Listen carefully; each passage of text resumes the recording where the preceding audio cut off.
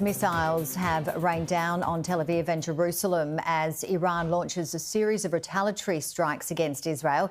There are reports of a woman being killed in the east of Tel Aviv, according to local police. Dozens more people have been injured in the volley of artillery. The fresh missile strike comes after Israel defended what it calls preemptive strikes on military and nuclear targets in Iran. Iran confirmed that 78 people were killed in yesterday's strikes, and that includes the country's three most senior generals.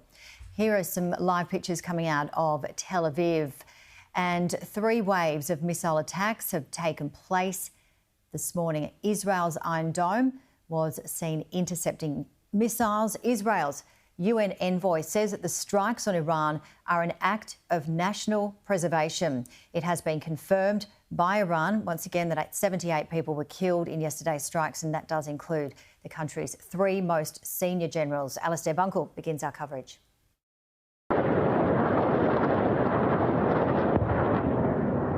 After hours of Israeli attacks on its country, Iran launched a response.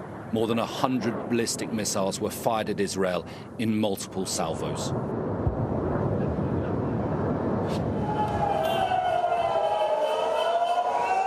As sirens sounded across the country, there were interceptions over Jerusalem, and a number of missiles impacted in central Tel Aviv. There were reports some people were likely wounded and buildings damaged. This attack on a major Israeli civilian centre could well trigger an escalation in this war. Israel's operation began shortly after 3 a.m. on Friday morning. Targets in Iran's capital, Tehran, were some of the first to be hit. 200 Israeli aircraft took part in the opening hours, hitting around 100 targets, including leaders of the Revolutionary Guard and nuclear scientists. With Iran's air defences mostly destroyed, they carried out wave after wave of attacks throughout the day. Israel's Prime Minister justified the operation as a fight for his country's very existence. Moments ago, Israel launched Operation Rising Lion, a targeted military operation to roll back the Iranian threat to Israel's very survival. This operation will continue for as many days as it takes to remove this threat. For decades, the tyrants of Tehran have brazenly, openly called for Israel's destruction. They've backed up their genocidal rhetoric with a program to develop nuclear weapons.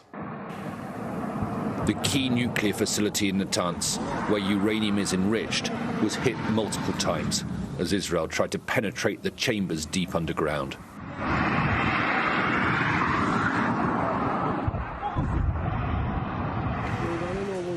Iran said that civilians, including children, were killed in some of the strikes and vowed to retaliate.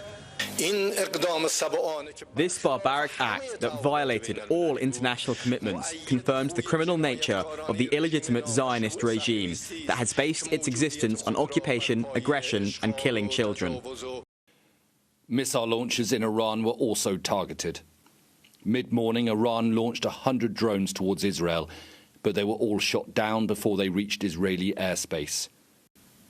In an extraordinary covert operation, Mossad spies operating deep inside Iran took out ballistic missile sites from the ground, using their own drones smuggled into the country in preparation. Israel has warned that the operation could continue for days, possibly weeks. It is a dangerous moment for the Middle East. The region is on edge, but Iran has few allies coming to its defense. World leaders have urged de-escalation, but Israel and Benjamin Netanyahu see this as an historic opportunity to destroy Iran's nuclear program and, maybe, even the regime itself. Alastair Bunkle, Sky News, in Jerusalem. The UN Security Council has met to address the latest escalation in a region in turmoil, attention now turning to Donald Trump and how he will respond. Israel and Iran both spoke. The Iranian representative has accused the US of being complicit in the attack. The United States' complicity in this terrorist attack is beyond doubt. The officials of the United States have expressly and brazenly confessed the willful aid and assistance in the crimes and gross violation that Israeli regime committed as of last night, including the deliberate transfer of arms. We will not forget that our people lost their lives as a result of the Israeli attacks with American weapons.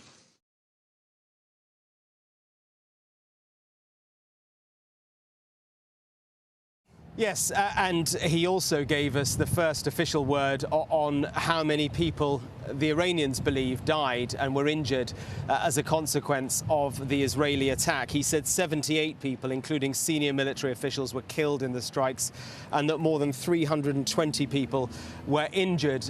He claimed most of them were civilians. And as you said, the Iranian UN envoy also accused the United States of, as he put it, providing intelligence, political support for the Israeli strikes.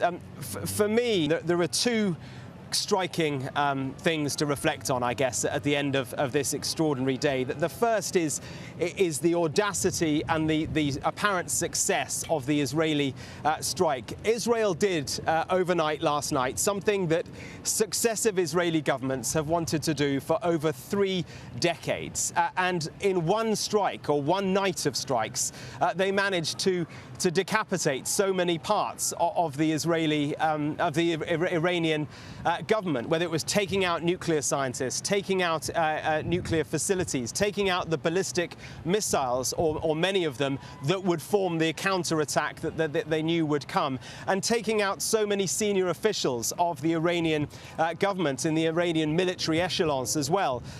You know, all the people in Iran who would have met this morning under normal circumstances to ascertain how they would react to what Israel had done are dead. That is how successful, from an Israeli perspective, the attack has been. The other observation is America's response, or lack of. And what I mean by that is the fact that we haven't seen Donald Trump today, a man who loves to be front and center, who loves to own a moment, who loves to seize the opportunity to be seen to take control. He released a lengthy statement this morning on social media, on Truth Social, where he appeared to be playing the good cop to Netanyahu's bad cop, effectively saying, look, Iran, we told you, we tried to get you a deal, we tried to talk to you around the negotiating table, you didn't want to do it, now look what's happened. That was the essence of his statement on social media, but we haven't seen him. We know that he met his National Security Council this morning in the Situation Room. We don't know what was discussed, and no word at all this afternoon from the American president. He's trying to thread a very tricky needle right now. He is a president that likes to portray himself as a peacemaker. He wanted to create peace in the Middle East. It really does not feel tonight like that peace in the Middle East is anywhere close.